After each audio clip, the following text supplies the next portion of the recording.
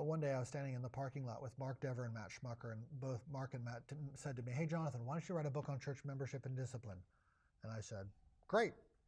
And they said, "Why don't you talk about it through the rubric of love and how people in our culture misunderstand love and how, in fact, church membership and discipline actually display and define God's love for the world?" And I said, "Sounds great."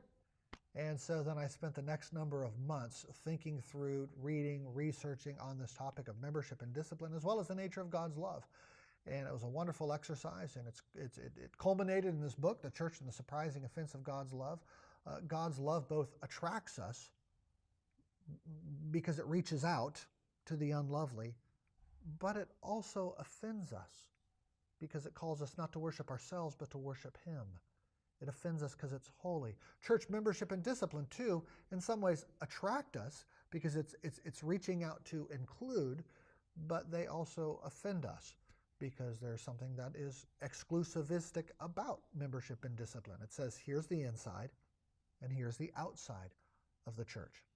And those are things that our culture just really struggles with today. So I try to work through both our cultural context and understanding our culture and how our culture views love, as well as what the Bible says about church membership and discipline, how it talks about love and how it talks about these topics in the church. I hope you find it useful.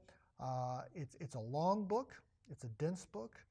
But I think the average Christian who's up for a long and dense read would enjoy it and be able to gain something from it.